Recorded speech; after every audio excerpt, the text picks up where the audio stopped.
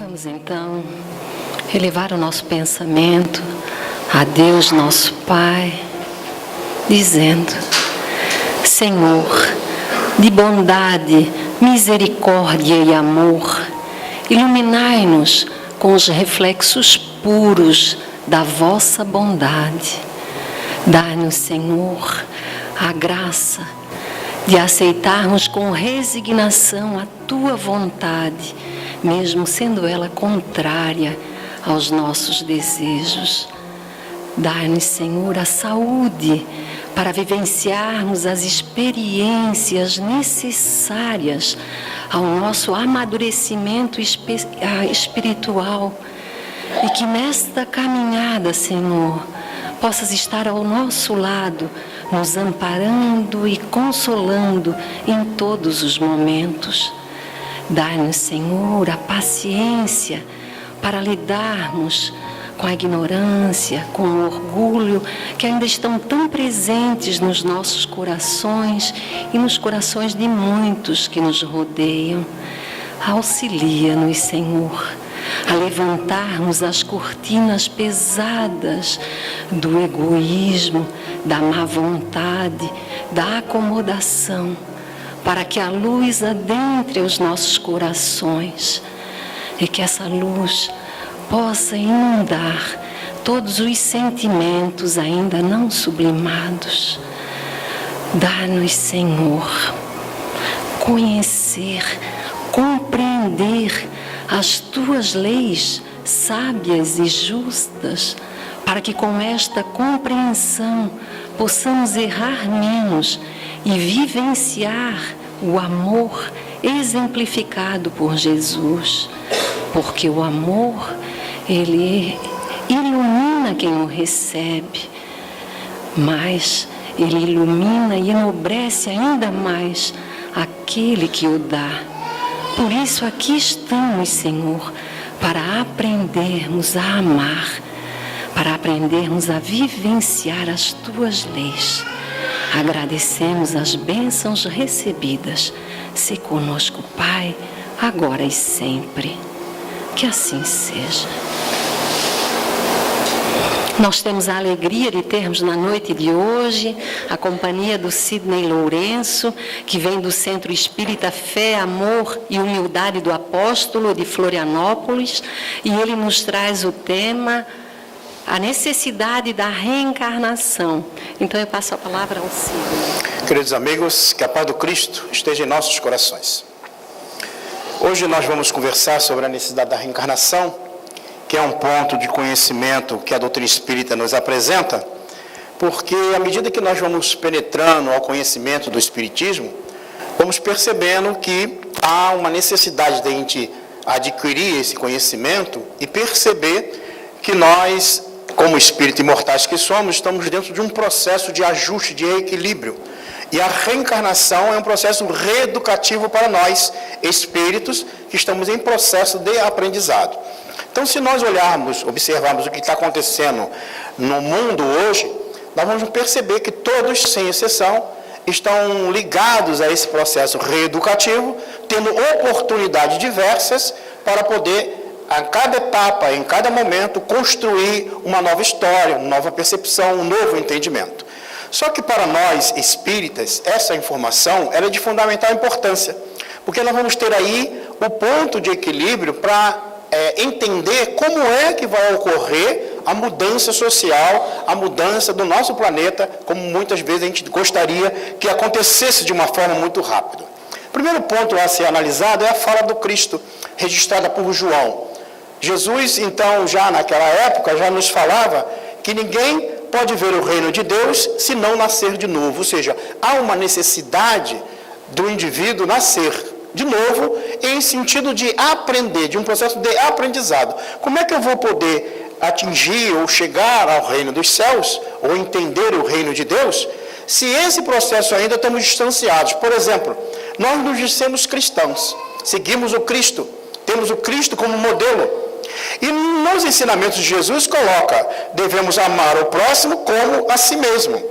Mas Jesus não diz quem é o próximo, ele não define se é esse ou aquela pessoa, mas ainda nós temos dificuldade de amar o próximo. há dificuldades ainda naqueles no próprio grupo familiar. Nós temos dificuldade de perceber como devemos perdoar as pessoas, mas, de uma forma geral, nós nos dissemos cristãos, nós seguimos o Cristo. Como é que é seguir o Cristo se ainda nós agimos contrário a esses ensinamentos? Então, como é que isso vai ocorrer? Quando é que nós vamos poder entender essa proposta do Cristo? Através de novas experiências.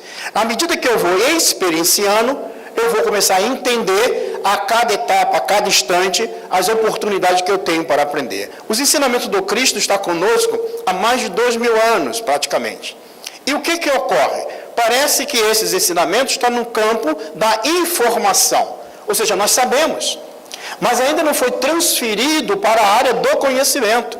Porque ele está como informação e nós acumulamos muita informação. Por exemplo, a cada palestra, a cada leitura de livro, a cada coisa que eu ouço, que nós viemos ouvir, nós geramos uma massa enorme de informação.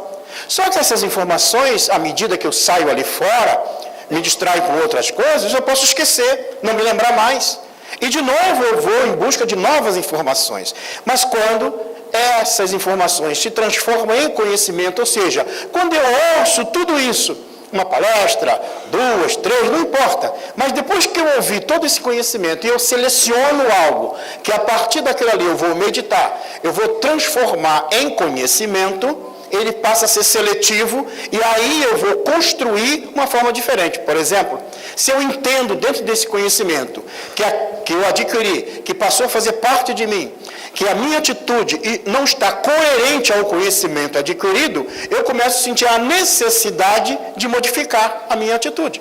Por isso que moralmente nós vamos nos ajustando a cada etapa. Primeiro, ao desenvolvimento da inteligência. Desde a época em que nós estávamos a cato do alimento, para construir a segurança da nossa existência, como no momento do período em que queríamos nos abrigar das intempéries, dos animais, nós desenvolvemos uma inteligência. Então a inteligência veio à frente, mas não basta só a inteligência, é necessário que nós venhamos a desenvolver a sabedoria, o conhecimento. Allan Kardec registra, no capítulo 16 do Evangelho segundo o Espiritismo, que nada que é de uso do corpo nós utilizamos, nós levamos conosco. Só levamos aquilo que é de uso da alma. E ele vai dizer que são apenas 3 coisas: a inteligência, o conhecimento e as qualidades morais.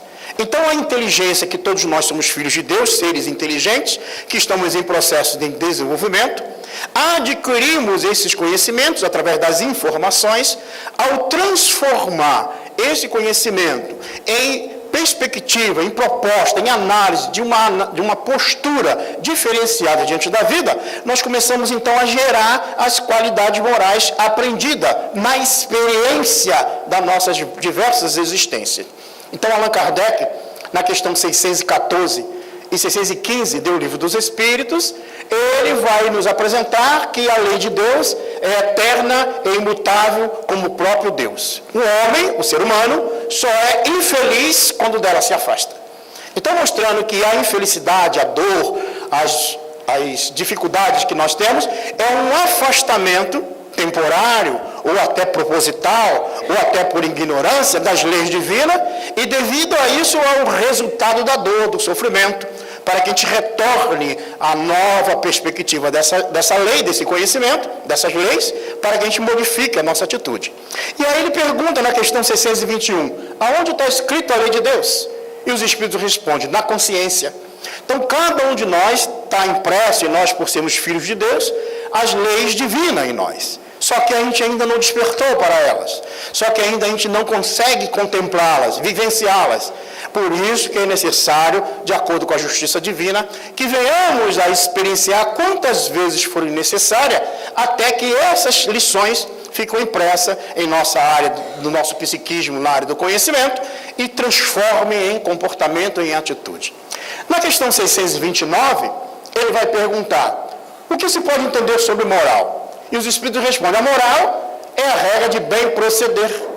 Proceder bem é agir de acordo com a lei de Deus. Qual é a lei de Deus? Que está na nossa consciência.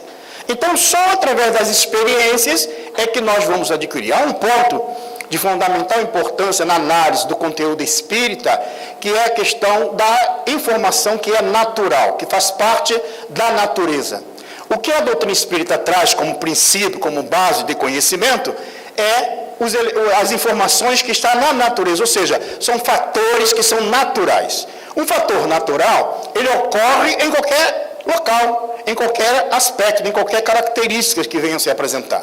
Enquanto o conhecimento adquirido de uma determinada situação, que a gente chama como natural, que na realidade é comum, significa que pode ser de um grupo, que pode ser de uma região, que pode ser de um modelo social, que existe de uma certa forma. Mas aquilo que é natural, por exemplo, a reencarnação. Nós aqui reencarnamos como lá no Japão, na China, em qualquer parte do mundo. O processo de entrada do espírito para o corpo físico acontece através do processo reencarnatório. Pode dar o nome que for, mas o processo sempre será este: penetrar ou estar ligado ao corpo através desse processo reencarnatório para um processo de aprendizado. Então, por isso que é uma necessidade de nós reencarnarmos.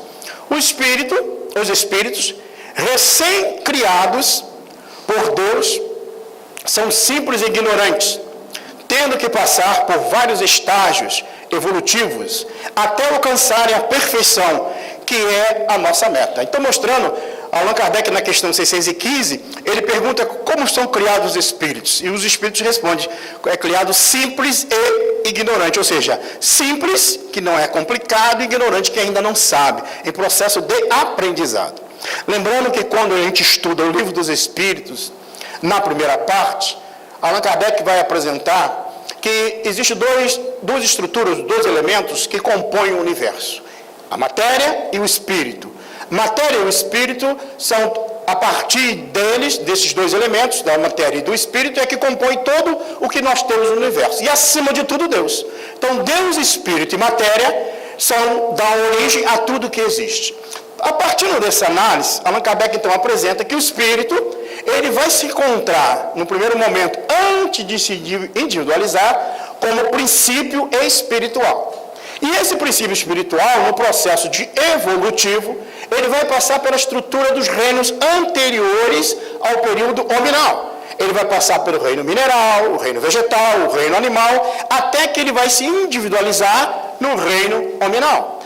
A partir desse instante, na questão 600 do Livro dos Espíritos, ele vai perguntar essa diferença básica que existe da alma do homem com a alma do animal, e ele vai afirmar os espíritos, mostrando que o espírito, quando chega na fase hominal, o que caracteriza que o espírito chegou na fase hominal é a consciência de si mesmo, ou seja, ele sabe que existe, e ele passa então a obrar por consciência, por saber o que ele está fazendo. Embora ainda rudimentar o entendimento, as consequências naturalmente são de acordo com o conhecimento adquirido, naturalmente ele sofre as consequências. O que não ocorre na alma que ainda está em processo de individualização na fase anterior à fase humana. Por exemplo, o homem, quando ele vai contrário às leis divinas, ele sofre as consequências do mal que ele pratica, porque há uma necessidade de uma reparação, ainda mais se ele se desajusta perante as leis divinas. Mas o animal, por exemplo, que mordeu, o cachorrinho lá que mordeu o pé do dono, ele não vai vir na outra reencarnação sem dente para poder reparar, né, o mal que ele fez. Mas o ser humano, aquele que chegou na fase hominal, gerando essa consciência do que é certo, do que é errado, do bem e do mal, ampliando o seu livre-arbítrio, que é ligado não ao fazer o que se quer, mas ao fazer o que se deve. O dever é o aguilhão da própria consciência, do próprio indivíduo, que vai então perceber que a atitude dele tem as consequências comportamentais, seja para o bem ou seja para o mal. Para que a gente possa entender as consequências do ensinamento das leis divinas, é necessário que a gente estude o Livro dos Espíritos, em especial a quarta parte, aonde Allan Kardec vai tratar ali a respeito principalmente das penas e consolações, dos sofrimentos, das dores futuras, se existe ou não existe essas dores futuras. E ele então vai ampliar esse conhecimento numa análise mais aprofundada no livro O Céu e o Inferno.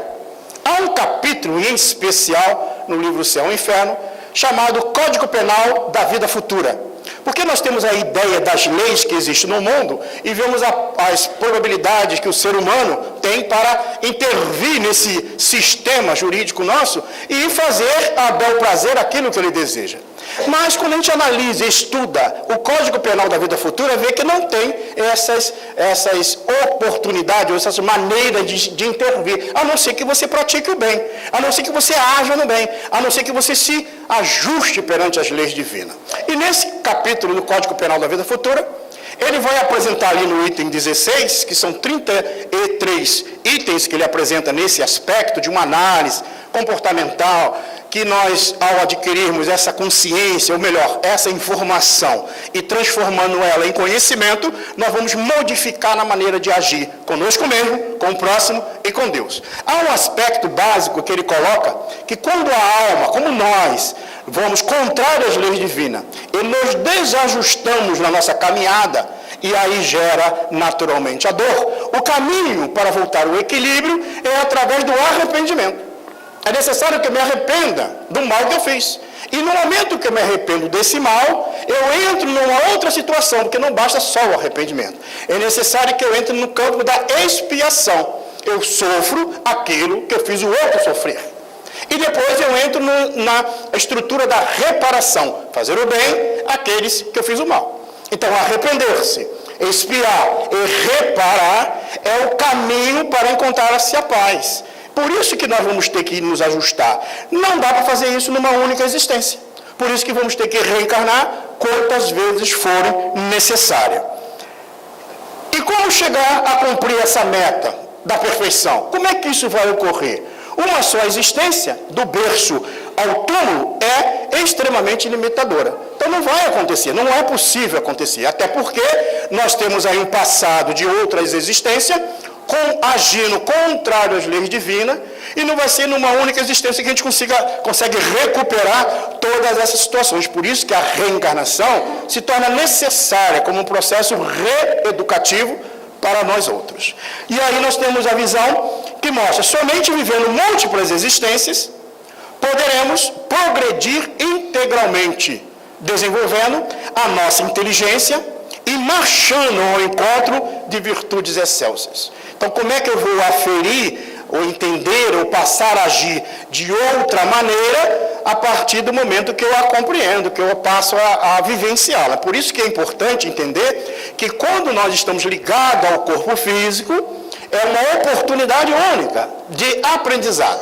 Porque ao deixar o corpo físico, ao retornar ao plano espiritual, nós entramos no processo de ajuste novamente, que podemos aprender no plano espiritual, que podemos rever conceitos, atitudes, e podemos reencarnar. O processo reencarnatório é diverso para cada um, embora há numerosos espíritos fora do corpo, mas para reencarnar, podemos reencarnar quase imediatamente. Recordo-me que a minha mãe, por exemplo, quando eu sou o sexto filho, né? Ela já era do segundo casamento. No primeiro casamento dela, ela teve 2 filhos.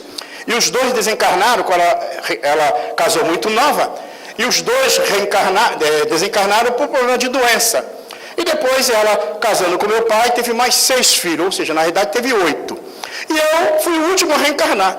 E lembro-me que quando eu nasci, era para nascer, melhor, quando ela soube que eu estava grávida, ela pensou em fazer o aborto. Diz a minha irmã depois, né, contando, que ela é mais nova, mais velha do que eu, contou. Queria fazer o aborto. Só que naquela época, né, não tinha tanta facilidade. E ela não fez o aborto e eu acabei nascendo. E aí quando a gente nasceu, eu nasci anos depois, foi descobrir que eu fui um dos primeiros dela que já tinha sido, que tinha desencarnado na outra fase da vida dela, nessa mesma existência. Então, o tempo da reencarnação depende de cada um. Logicamente que a gente foi descobrir isso depois de mais idade e já estava espírita, né? Então, a gente entendeu perfeitamente os motivos. E aí é importante a gente entender que esse momento de voltar ao corpo depende de cada alma, depende de cada um. Uns pode levar alguns meses, alguns dias, alguns anos, ou às vezes alguns séculos, depende de cada um. Então o processo reencarnatório vai ser para cada pessoa, para cada indivíduo, de acordo com a programação necessária. Bom, eu vou fazer uma pergunta que eu fiz na outra turma, né? porque eu estou colecionando aí os nomes do pessoal, que eu estou querendo me programar para a próxima reencarnação. Eu queria saber quem é que pode me receber como filho aí. Tem alguém? Opa, várias mãos aqui, que bom. Tem mais agora do que a parte da outra parte, né? Depois me dá o nome, tá? Telefone, e-mail. Alguns eu já tenho Face, pode deixar. WhatsApp, né? Porque quando eu voltar, eu vou procurar vocês, né? Veja, gente, a gente fala isso até porque para servir de uma reflexão. Diz André Luiz no livro Entre a Terra e o Céu, é uma obra que a gente deveria estar lendo, não só esta, mas toda a coleção de André Luiz, mas essa em especial, porque ela fala dos dramas da família, fala de um grupo de espíritos com dramas de diversas reencarnações no ajuste familiar. E nesse aspecto, André Luiz diz que são raros aqueles que reencarnam entre amigos. A grande maioria reencarna com aqueles que precisam se ajustar perante o processo da evolução. Imagine eu pegar uma estrada qualquer e vim para cá, eu resolvo nessa estrada, em vez de vir por centro, peguei um atalho, e nesse atalho eu peguei lá uma caixa de taxinha e comecei a jogar taxinha para trás. Não quero nem saber, estou andando e vou jogando a taxinha. E aí quando eu estou lá naquele atalho eu me arrependo, meu Deus, eu devia estar lá no centro, o pessoal está me esperando. E aí as pessoas, aí eu volto, e vou voltar por quê? Por aquele atalho que eu abri, porque eu me perdi e eu tenho que voltar para o caminho da onde eu me desviei. Aí quando eu volto, encontro o quê? As taxinhas. E quem jogou? Foi eu mesmo, não foi ninguém que jogou. Só que aí eu tenho que tirar as taxinhas no caminho. Mas só que quando eu peguei aquele atalho, alguém me viu, eu gosto tanto do Cid, né? Eu vou atrás dele. E aí lá furou os pés, porque não sabe que eu estava jogando taxinha no chão. Furou o pé, está lá com o pé cheio de gangrena e diz assim, agora ele vai ter que me ajudar. Quando ele voltar, ele vai ter que me ajudar. Aí quando eu volto, eu tenho que tirar as taxinhas do caminho e tenho que fazer o quê? Ajudar aqueles que acreditaram em mim. Então, quando eu volto de novo a conviver com aqueles, aí tem uns lá que a gente jogou taxinha, eles olham para a gente, jogou. Né? A gente olha para o outro, jogou.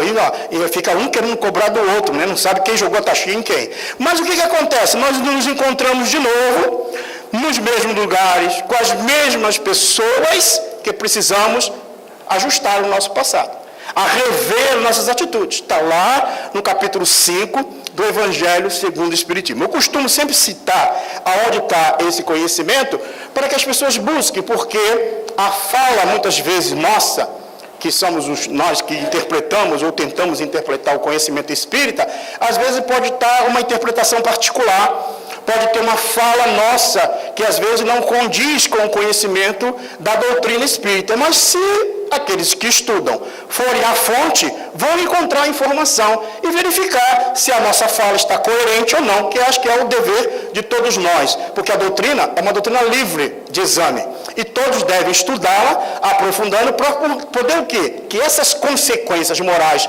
advindas do conhecimento espírita nos transformem em pessoas melhores. Então, o conhecimento ele tem essa função de nos transformar em pessoas melhores. Então, a reencarnação, ela passa a ser esse instrumento para a gente poder adquirir essa virtude excelsa. Na questão 171 do Livro dos Espíritos, pergunta Allan Kardec, em que se funda a lei da reencarnação? Então, o que se funda? Aonde é que ela está baseada? E aí os Espíritos vão responder, na justiça de Deus. É preciso, então, como eu disse, lá no livro O Céu e o Inferno, que é um livro que vai tratar sobre a justiça divina, a leitura desta obra vai nos facilitar a entender como funciona a justiça divina. Vai nos permitir a perceber a grandeza dessa estrutura do conhecimento das leis divinas. Inclusive, Allan Kardec registra ao final do livro algumas histórias, alguns casos verídicos de espíritos que são evocados, ou seja, são pedidos para que ele relate a sua situação em vidas anteriores, em vida quando ele estava na Terra, para que eles relatem as suas dificuldades. Então tem vários casos, tem um grupo de espíritos em processo de expiação em quadros diversos, como paralisia cerebral, ou dificuldades outras, doenças graves, ou uma série de situações. É importante para a gente ler. Porque a gente vê casos hoje semelhantes acontecendo na sociedade e muitas vezes a gente não entende por que está acontecendo. Mas lá mostra que a alma, quando entra no processo desse de ajuste, é porque ela tem algo a ajustar. Porque a lei, a justiça divina, ela é sábia. Ela não pune aquele que não deve ser punido. Na realidade, nós estamos sempre ligados ao nosso passado espiritual, de acordo com o nosso próprio comportamento. Então, o fundamento da reencarnação, da lei da reencarnação, é na própria justiça divina, ou seja, dá oportunidade a todos, sem exceção. E aquele que aproveitar o processo reencarnatório, logicamente avançará, como um aluno que vai para a escola e procura estudar, avança. E aquele que malbarata, que come merenda, que deixa para depois, vai demorar mais tempo. Só que há um detalhe, nas leis divinas, todos chegarão a serem espíritos mais evoluídos. Mas ainda na nossa caminhada, aqui na Terra, há essa dificuldade desse entendimento. A reencarnação já é um sinal de que temos necessidade de modificação, aprimoramento e aprendizado. Há pessoas que dizem assim, eu acho que eu não preciso mais estar reencarnado, já sou tão boa que eu já devia estar fora do corpo físico, né? Mas só o fato de estar ligado ao corpo, no processo reencarnatório, significa que nós temos que ainda entrar nesse processo de aprimoramento e aprendizado. E qual é o número? Há livros que dizem o número tal, o número X. Esse número é quimérico, porque cada um diz a partir de alguma premissa que ele estabeleceu. Os espíritos não colocam. O número pode ser infinito. Reencarnar pode ser muitas vezes. Por exemplo, o terceiro milênio, dependendo do tempo de vida na Terra, dá para reencarnar no mínimo umas 10 vezes. E a gente reencarna muitas das vezes para ajustar as mesmas coisas que nós deveríamos ter ajustado e ainda não ajustamos. Quando nós estivemos aqui, já faz algum tempo, fazendo a fala a respeito sobre os anjos de guarda, espíritos protetores, eu me referi a um comportamento nosso que é muito real que acontece. Muitas das vezes, ao deixar o plano físico, com a morte do corpo físico, não sei se todos aqui sabem, mas todo mundo que está aqui vai desencarnar, mais cedo ou mais tarde, isso vai acontecer, tá? Não sei se já avisaram vocês, mas eu estou avisando. Então vai voltar para o plano espiritual. E muitas vezes a gente é recebido por quem? Pelo nosso anjo de guarda. Um bom espírito que vela por nós, que investiu pela nossa reencarnação. E ele vai conversar conosco. E vai perguntar, meu filho, como é que foi na Terra? E aí você diz, foi difícil. Meu Deus. Aí a gente até chora um pouco para ver se comove, né? Aquele nosso anjo de guarda. E chora, e conta, e fala que foi difícil. Ainda mais o pessoal que da Terra, quando chega no plano espiritual, gosta de falar dessa. Fica uma hora falando, como palestra assim, né? E fala, e explica, tenta explicar. E aí o anjo de guarda, eu estou vendo que você caiu, meu filho. Você se comprometeu em ajustar isso aqui. Não deu, dessa vez não deu. Não. Mas eu estou vendo que é pela 15ª vez que tu foi para fazer isso, meu filho. E ainda não. Então vai ter que voltar. Porque é um processo de ensino e aprendizado. Enquanto não ocorrer a mudança, é preciso acontecer. No livro Dramas de Obsessão, e nos narra Ivone Pereira, um caso de espíritos que numa época, lá na época da Inquisição em Portugal, eles geraram uma dificuldade muito grande para algumas famílias, criando dificuldade, levando vários indivíduos ao desencarne. E esse grupo de pessoas ligado a um determinado grupo da igreja reencarnaram em outras existências e durante as outras existências, aquelas almas nas quais eles tinham prejudicado, os acompanhavam para fazer a vingança pelas próprias mãos, que muitas vezes ocorre, como acontece conosco aqui na Terra. O fato é que fora do corpo a gente age geralmente da mesma coisa como a gente está aqui no corpo físico. E a narrativa que é atendida por Dr. Bezerra de Menezes, nos fala Ivone Pereira, que está há 4 séculos, esses espíritos, ligados a uma cena de 4 séculos atrás, numa dor, num sofrimento, que precisava se modificar. Diz Bezerra de Menezes, na narrativa, que ele vai junto ao anjo de guarda, aos espíritos protetores daquele grupo de almas ligado àquela situação lá da Inquisição, na época de Portugal, há muitos anos atrás. E ele pergunta, por que esse tempo todo? Por que essa demora? Porque para nós, às vezes, 100 anos, né? 80 anos aqui na Terra é muito, mas para o plano espiritual não é. E os espíritos e o espírito guia, então, disse assim, nós estamos aguardando os nossos irmãos se arrependerem do mal que fizeram. Vejo que a pressa do processo de evolutivo não é dos espíritos superiores, é nossa. Mas muitas das vezes a gente descobre, não entende como é que funciona o processo. Por isso que a reencarnação se torna necessária. E para cada um vai ter uma particularidade de acordo com a evolução. Reencarnação é uma programação espiritual. Então tem uma programação. Os espíritos investem. Como eu disse, vários de nós, muitas das vezes, antes de reencarnar, nos reunimos com nossos anjos de guarda, os espíritos familiares e nos programamos. Vamos reencarnar em tal família, no grupo tal, vai reencontrar A, B, C. Bom, tudo bem. Mas a grande maioria ainda volta para o corpo sem perceber. Nos diz na origem, nesse livro, Entre a Terra e o Céu. A grande maioria sai do corpo, retorna para o corpo e nem percebe o que aconteceu. Porque ainda não tem consciência para poder trabalhar esses valores da escolha. E poucos são aqueles que participam da programação. Acreditem, o processo da programação chega a vir, de fato, até a programação orgânica, na estrutura do mapa cromossomial, como será desenvolvido na estrutura orgânica do nosso corpo físico. Há estrutura no plano espiritual que faz esse mapa, analisando o que você tem que acontecer, como vai ser e qual é o procedimento que nós devemos fazer. Para poder o quê? Para que a gente tenha cada vez mais consciência que tudo é feito para o nosso crescimento espiritual. Então a reencarnação, ela tem essas características. Visa as necessidades de todos. Então não é uma coisa particular, não é uma programação minha, pessoal. Há uma programação minha, como espírito imortal que eu sou, mas também tem a ver com aquele grupo de almas nas quais eu estou ligada. Por exemplo, se no meu grupo familiar reencarna alguém com alguma deficiência física, isso tem a ver com o grupo.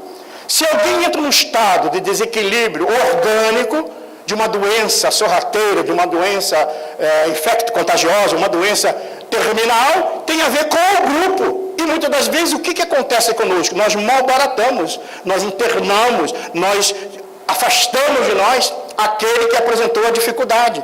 Como na realidade seria um programa de reaprendizado para todos do grupo familiar. Mas devido ao orgulho, à vaidade, à falta de conhecimento em relação aos ensinos do Cristo, aos ensinos das leis divinas, nós agimos contrário a ela e sofremos as consequências desses atos. Por isso que a reencarnação, ela vai ter essa programação que muitas das vezes nós, às vezes, vamos contrário a ela. A infância é para o espírito e aí nós entramos num aspecto bem interessante, né? Nasce aí o pequenino e a gente às vezes não sabe, né? Então nasce, a gente tem lá o pessoal reencarna com aquela bochechinha rosada, tira foto, bota no Face e tudo, né? Da minha turma lá nasce meio cinzinho, né? Mas de vocês nasce assim, né? Lindo.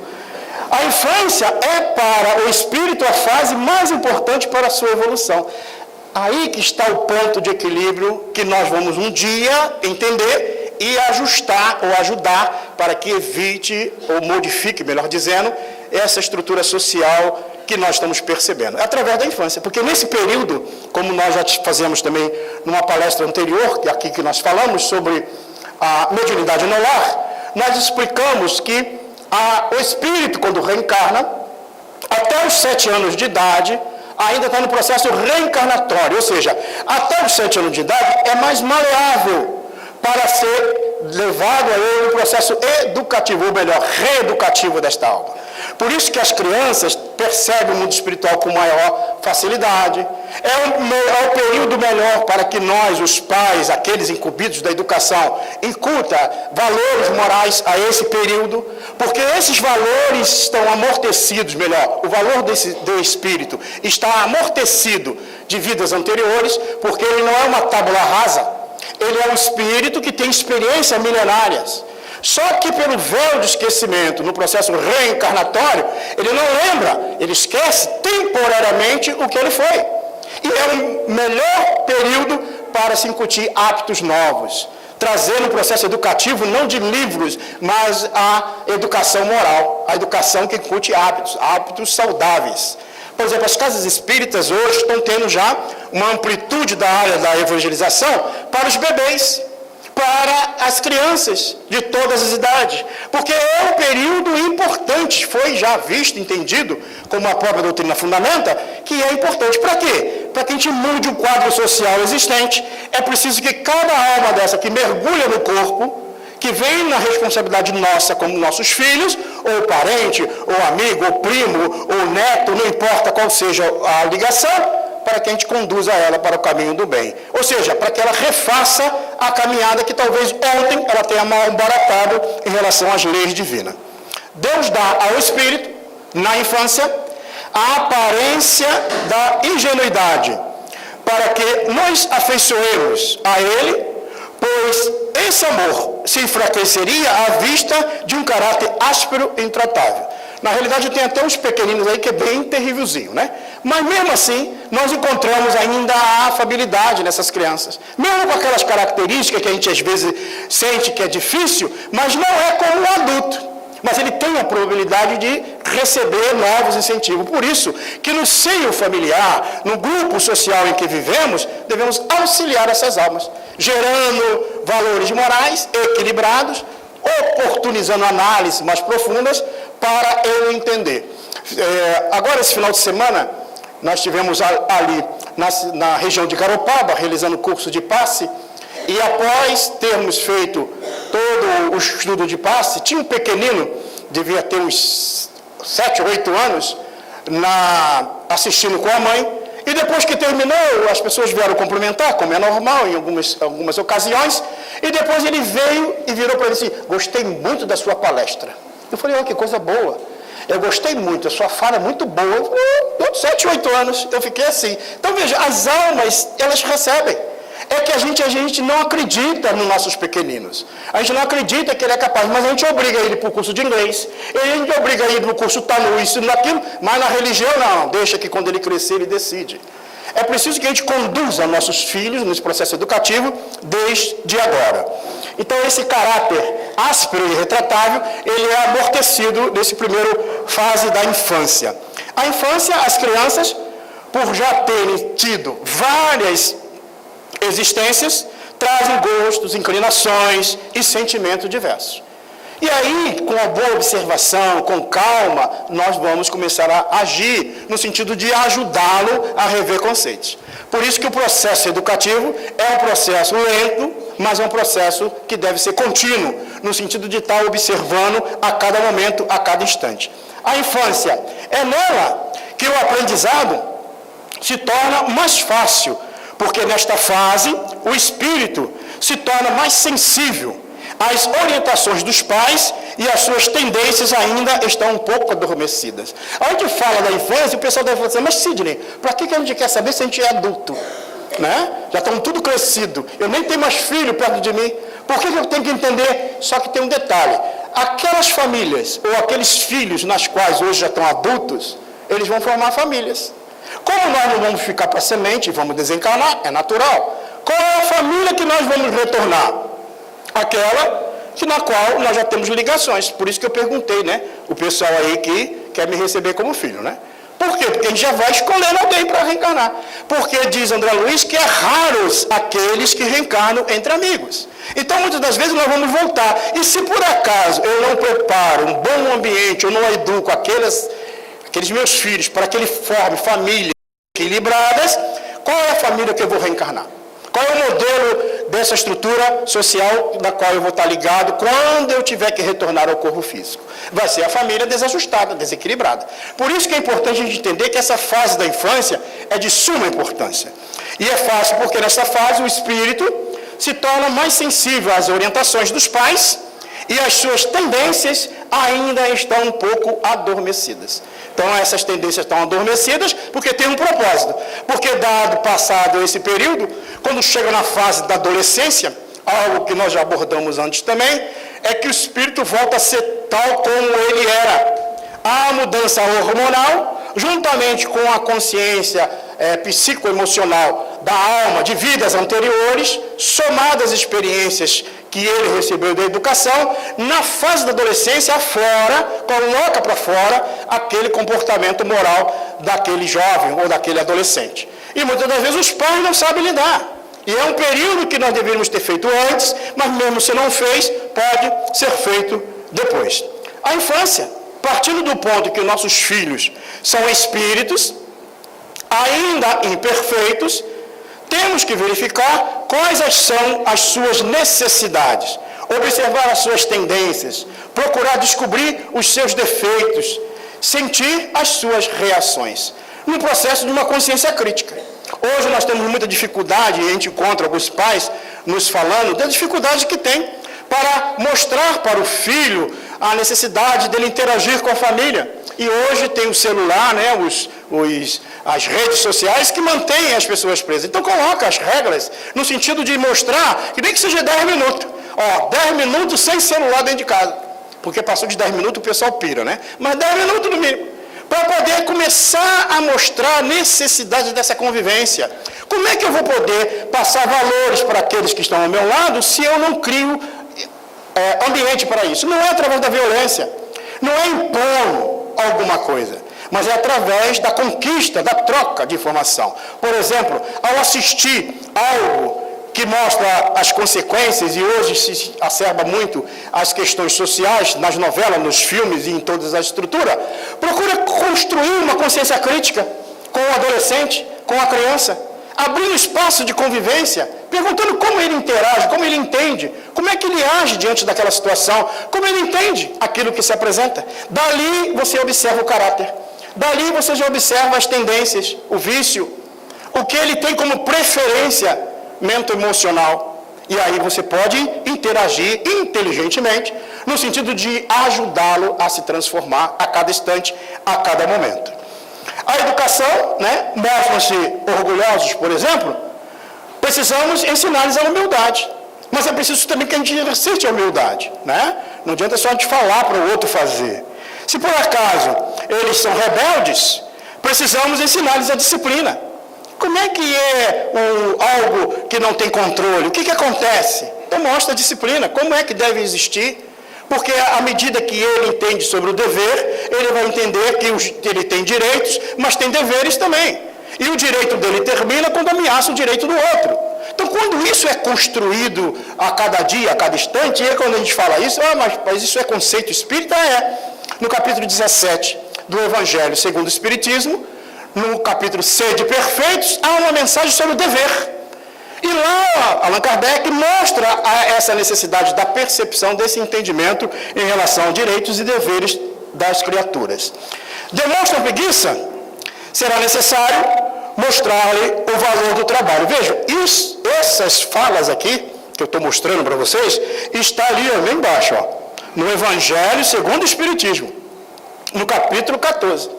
Essas falas, ou esses textos que eu coloquei ali, está no nosso Evangelho segundo o Espiritismo, mostrando um processo educativo. Então, se eu quero entender como eu devo fazer uma educação daqueles que estão dentro do meu lar, inclusive comigo mesmo, eu vou no Evangelho. O Evangelho tem os instrumentos para que isso ocorra, numa análise, né? E também no Livro dos Espíritos, no capítulo 7º, que Allan Kardec trata sobre esse assunto. Foge às obrigações? Temos que levá-los a sentir alegria em cumprir os seus deveres. Está mostrando a necessidade do cumprimento do dever para ter um resultado, para ter o benefício. E muitas das vezes não é através da agressão. O castigo, por exemplo, não é um recurso que hoje a gente coloca, né? Bater no filho, por exemplo, não se faz mais isso. Aí alguém me perguntou, Cid, mas tem a lei da palmada, agora não pode dar mais. O que eu faço? Eu falei, dê beijo. Ele apronta, tu dá beijo. Ele continua aprontando, tu continua dando beijo. Porque não se concebe mais a agressão, mas um processo reeducativo. Qual é a maneira do processo reeducativo? A substituição de valores, de situações que você pode mostrar muito bem, para que ele possa valorar aquilo que ele está fazendo em detrimento daquilo que ele deixou de fazer. As responsabilidades. Certa feita uma mãe veio me questionar, me dizendo assim, Cid, não consigo, meu filho sempre quando eu vou falar alguma coisa com ele diz, olha o ECA. E aí eu falei, então pega o ECA, dá uma lida, vê que não tem só direito da criança e do adolescente, tem deveres também. Mostra para ele que ele tem deveres para cumprir, já que ele então reporta-se a esse, por ele ouvir falar, não porque ele conhece, mas mostra. Ou seja, é preciso que a gente faça essa caminhada, porque esses espíritos foram colocados ao nosso lado para que a gente caminhe com eles no processo reeducativo. Tanto é que Allan Kardec pergunta, se o pai ou a mãe que fez de tudo para que a criança, ou aquele espírito, seguisse o caminho do bem e ele se desviou, os pais não têm responsabilidade. Da mesma forma, o espírito em que a mãe e o pai malbaratou o processo educativo e ele se tornou um homem de bem, os pais também não terão mérito. Então, da mesma forma, entende-se que aquele que fez de tudo para que ele pudesse seguir o caminho do bem, e ele desvia por seu próprio caminho ou por sua própria escolha, aqueles que fez estará com a consciência tranquila, pelo bem que tenha feito. Naturalmente, pela lei de causa e efeito, este que hoje é ingrato ou não segue o caminho do bem, retornará ou encontrará espíritos com a mesma característica no futuro para poder experienciar o processo ensino-aprendizado educativo.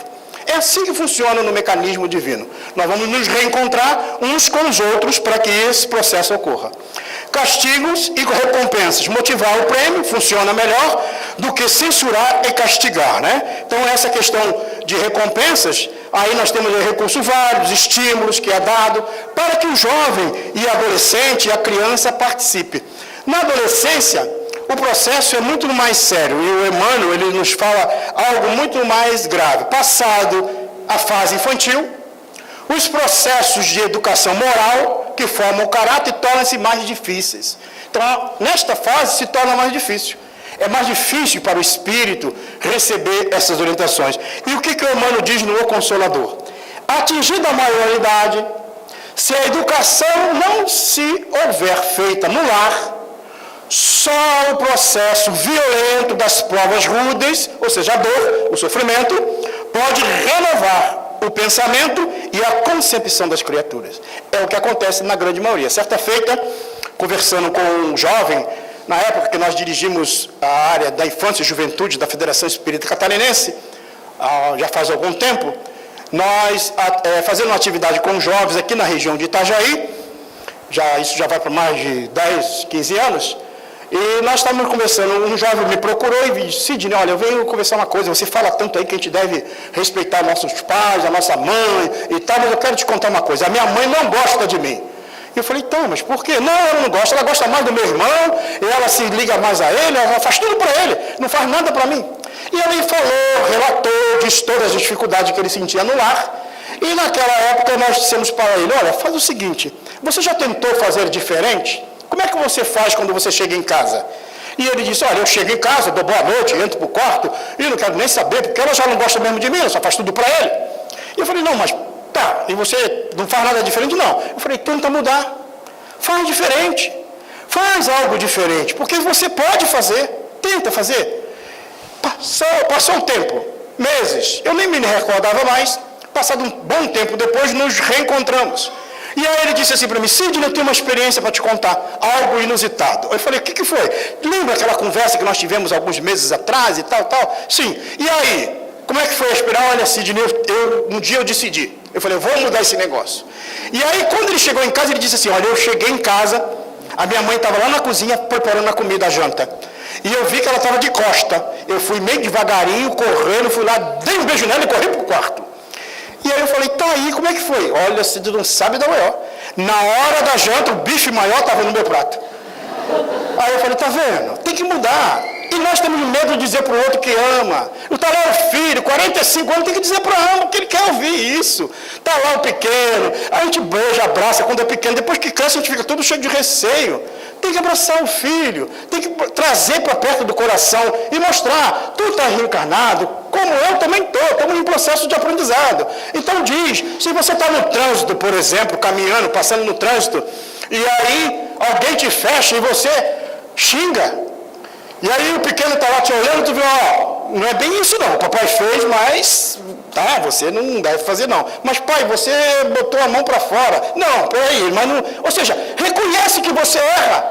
Porque quando a gente começa a se colocar numa postura que faz o que eu falo, mas não faz o que eu faço, eu distancio o outro. Aí ele vai buscar orientação fora. E às vezes orientações desavisadas, desequilibradas. Por isso que conquista, trazer para perto é o melhor caminho. Então o processo da educação ocorre. Então essa fase é uma fase que a própria vida apresenta dores e sofrimentos para que essas almas tenham ou aconteçam, né, algumas dificuldades.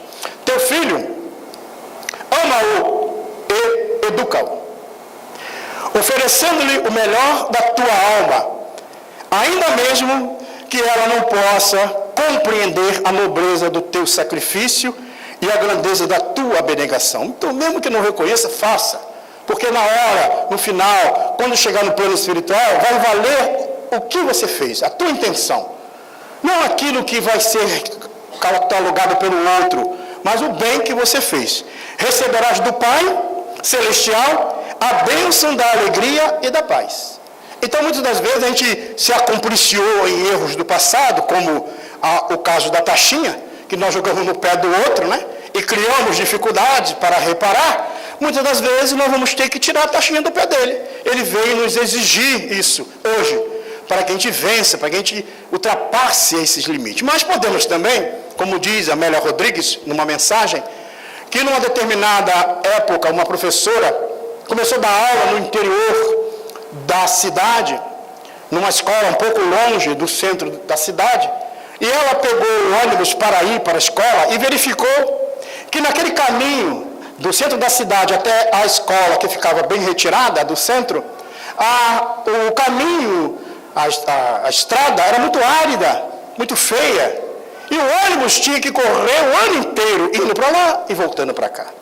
E ela decidiu tomar uma atitude diferente. E ela, então, quando começou a entrar no ônibus, nas próximas vezes que assim fez, ela procurava sentar na janela e ficava com a mão do lado de fora. De vez em quando ela botava a mão na bolsa e botava a mão do lado de fora. E aí os alunos começaram a comentar. Porque via ela botando a mão do lado de fora quando ia para a escola. Quando saía da escola, ela estava com a mão do lado de fora, dando um tchau, e eles olhavam e não via ninguém. Para quem que ela está dando um tchau? E aí começaram a dizer, a professora é meio louca, porque todo mundo fala de todo mundo, nunca fala para a pessoa, né? E aí começou a comentar. Ela é louca, a escola inteira só falava que a professora é louca. E pronto, o tempo passou. E foi passando o tempo. Quando chegou na primavera, aquela estrada que antes era árida, feia, começou a aparecer flores, começou a aparecer pássaros, borboletas, porque as plantas começaram a aparecer à beira daquela estrada imensa. E aí, depois de muito tempo que os alunos foram descobrir, quando a professora entrou pela primeira vez, ela falou, esse caminho está tão feio, eu quero que esse caminho fique mais belo, não só para mim, mas para todos aqueles que aqui vão passar, que são os alunos, outros professores.